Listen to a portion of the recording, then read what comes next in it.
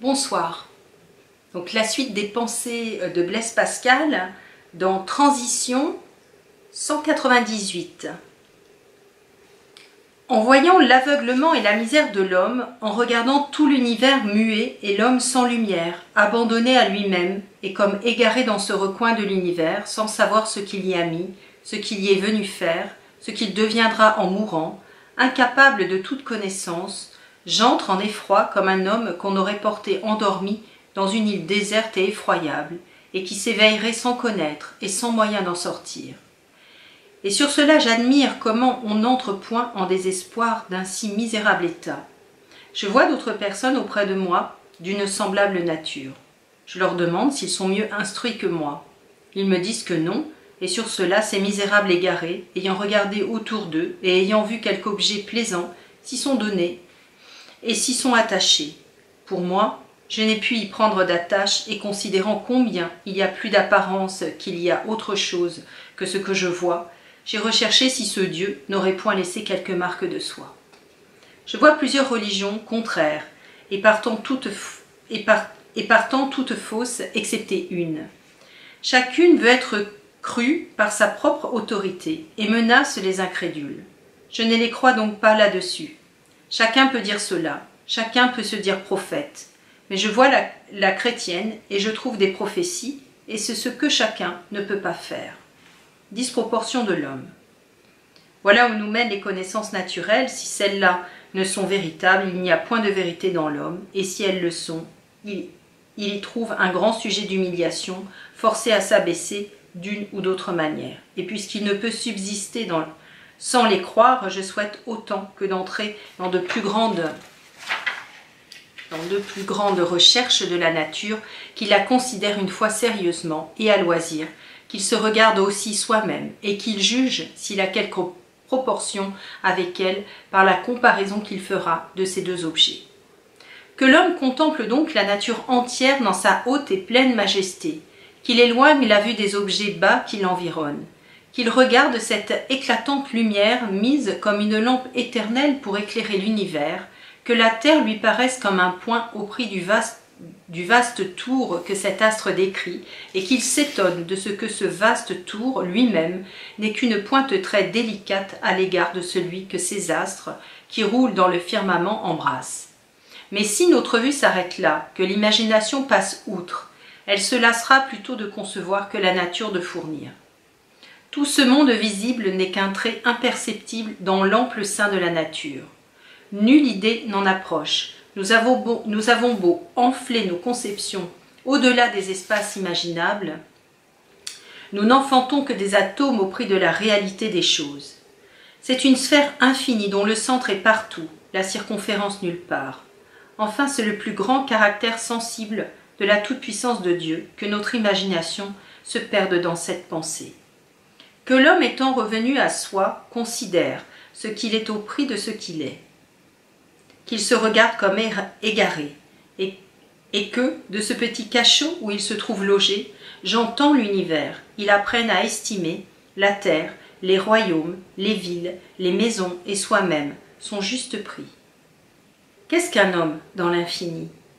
Mais pour lui présenter un autre prodige aussi étonnant, qu'il recherche dans ce qu'il connaît les choses les plus délicates, qu'un ciron lui offre dans la petitesse de son corps des parties incomparablement plus petites, des jambes avec des jointures, des veines dans ses jambes, du sang dans ses veines, des humeurs dans ce sang, des gouttes dans ses humeurs, des vapeurs dans ses gouttes, qui divisant encore ces dernières choses, il épuise ses forces en ses conceptions, et que le dernier objet où il peut arriver soit maintenant celui de notre discours.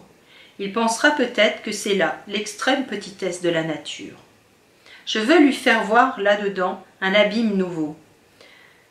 Je lui veux peindre non seulement l'univers visible, mais l'immensité qu'on peut concevoir de la nature dans l'enceinte de ce raccourci d'atomes qu'il y voit, une infinité d'univers dont chacun a son firmament, ses planètes, sa terre, en la même proportion que le monde visible, dans cette terre des animaux et enfin des cirons, dans lesquels il retrouvera ce que les premiers ont donné, et trouvant encore dans les autres la même chose sans fin et sans repos, qu'il se perdra dans ces merveilles aussi étonnantes dans leur petitesse que les autres par leur étendue, car il n'admirera que notre corps, qui tantôt n'était pas perceptible dans l'univers imperceptible lui-même dans le sein du tout, soit à présent un colosse, un monde, ou plutôt un tout à l'égard du néant, où l'on ne peut arriver.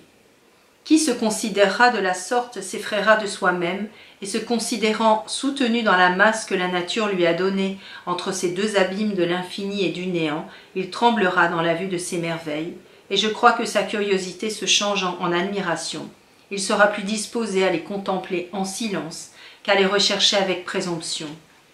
Car enfin, qu'est-ce que l'homme dans la nature? Un néant à l'égard de l'infini, un tout à l'égard du néant, un milieu entre rien et tout, infiniment éloigné de comprendre les extrêmes. La fin des choses et leurs principes sont pour lui invinciblement cachés dans un secret impénétrable. Également incapable de voir le néant d'où il est tiré et l'infini où il est englouti. Que fera-t-il donc sinon d'apercevoir quelque apparence du milieu des choses dans un désespoir éternel de connaître ni leurs principes ni leurs fins? Toutes choses sont sorties du néant et portées jusqu'à l'infini. Qui suivra ces étonnantes démarches? L'auteur de ces merveilles les comprend, tout autre ne le peut faire. Manque d'avoir contemplé ces infinis, les hommes se sont portés témérairement à la recherche de la nature comme s'ils avaient quelque proportion avec elle.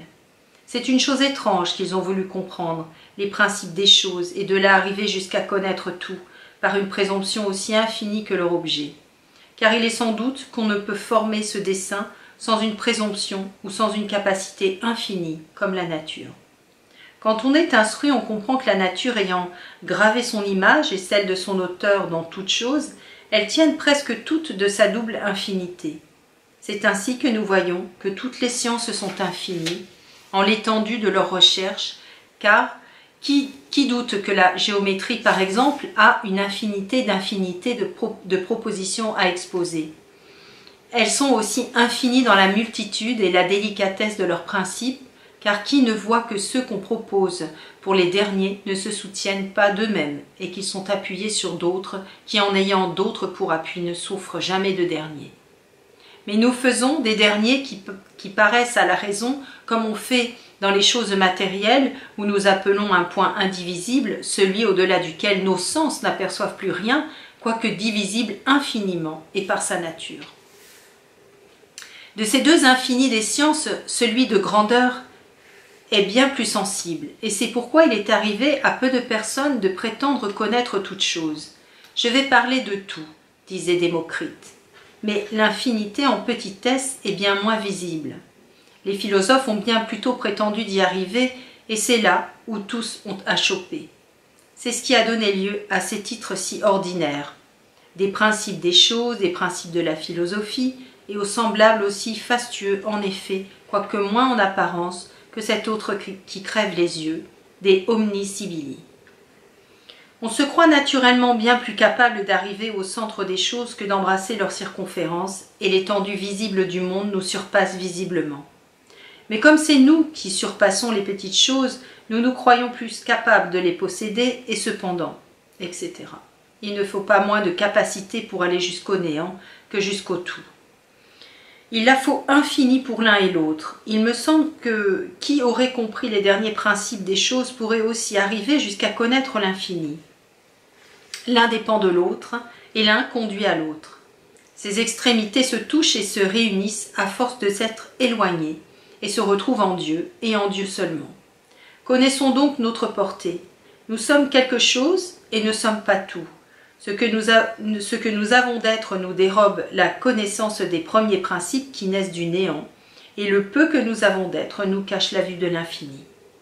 Notre intelligence tient dans l'ordre des choses intelligibles le même rang que notre corps dans l'étendue de la nature. Borné en tout genre à cet état qui tient le milieu entre deux extrêmes se trouve en toutes nos puissances. Nos sens n'aperçoivent rien d'extrême.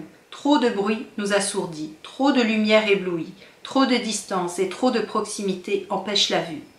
Trop de longueur et trop de brièveté de discours l'obscurcit, trop de vérité nous étonne.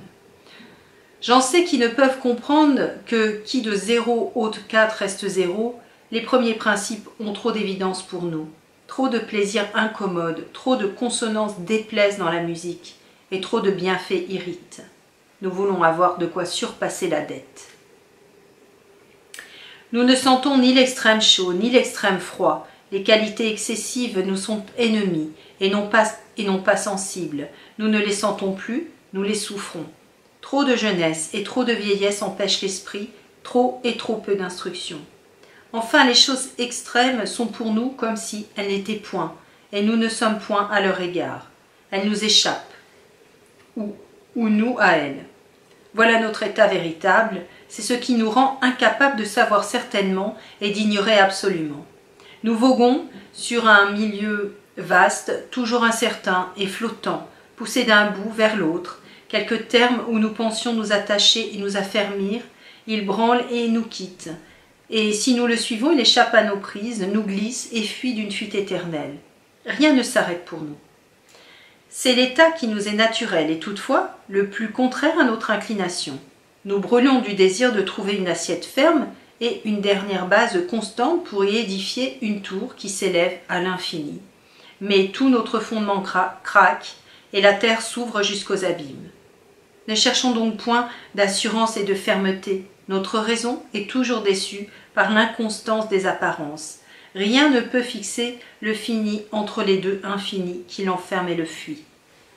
Cela étant bien compris, je crois qu'on se tiendra en repos, chacun dans l'état où la nature l'a placé. Ce milieu qui nous est échu en partage étant toujours distant des extrêmes, qu'importe qu'un autre ait un peu plus d'intelligence des choses, s'il en a, et s'il les prend un peu de plus haut, n'est-il pas toujours infiniment éloigné du bout? Et la durée de notre vie n'est-elle pas également un infime de l'éternité pour durer 10 ans davantage? Dans la vue de ces infinis, tous les finis sont égaux, et je ne vois pas pourquoi asseoir son imagination plutôt sur un que sur l'autre. La seule comparaison que nous faisons de nous au fini nous fait peine. Si l'homme s'étudiait, il verrait combien il est incapable de passer outre. Comment se pourrait-il qu'une partie connût le tout? Mais il aspirera peut-être à connaître au moins les parties avec lesquelles il a de la proportion. Mais les parties du monde ont tout un tel rapport et un tel enchaînement l'un avec l'autre que je crois impossible de connaître l'une sans l'autre et sans le tout.